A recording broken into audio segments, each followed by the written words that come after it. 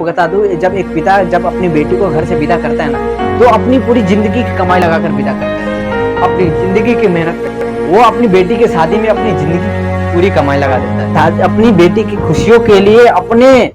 सपनों को निछावर कर देता है। अगर आप बेसिकली ऐसा जाए तो किसी के शादी विवाह में जाए, चाहे किसी के फंक्शन में जाए, तो बेसिकली आप साधारण, क्योंकि एक जब पिता होता है ना, अपनी पगड़ी को बचाने के लिए सारी सीमाएं को लांग देता है, सारे सीमाएं बाधाओं को पार कर देता है। ये सोचता है कि मेरे बेटी के शादी में किसी प्रकार की कमी ना हो, अगर एक कमी मिस्टेक हुई तो उसके वजह से मेरी पगड़ी नीचे हो सकती है। जब पता है पिता जब अपनी बेटी को भेजता है तो अपनी बेटी को नहीं भेजता है, अपनी घर की लक्ष्मी को भेजता है,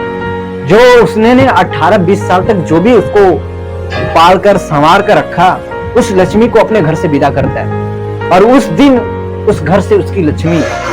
बाहर निकलती, और जो उसके घर में चहल पहल रहती है गुमशुदा हो जाती है। तो अगर मैं बता दूं कि बहुत सारे ऐसे होते हैं कि जब किसी के घर में चाहे फंक्शन होते कि खाना सही नहीं है, इनका डेकोरेशन सही नहीं है, जो इन्होंने किया है वो बिल्कुल सही नहीं है, तो आप लोगों को मैं बता दूं कि बेसिकली अगर आप चाहे तो आप मदद कर सकते हैं। आपको वहां पर बोलने का कोई हक नहीं, क्योंकि पता है बेसिकली कि एक बेटी की शादी में कितना खर्च हो सकता है। अगर आपके घर पर तो मालूम हुआ कि एक बेटी की शादी करने में बेसिकली कि भाई वो जिंदगी की कमाई लगाकर पूरे खर्च कर देते हैं, और किसी से वो कहने नहीं जाते हैं, भले अपने अंदर रह रह के टूट जाते हैं, लेकिन कहने नहीं जाते किसी से। तो आपको कभी किसी प्रकार कोई ऐसा नहीं हो कि आप किसी की मजाक उड़ाएं, बेसिकली वो अपने हैसियत के अनुसार करे, भाई इतना है उतना वो अपने हैसियत के अनुसार किया। आपको ऐसे किसी व्यक्ति को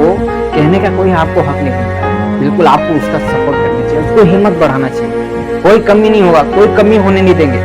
हम है ना, तो भाई एक बेटी को विदा करने का दर्द केवल एक पिता ही जान सकते, और हम आप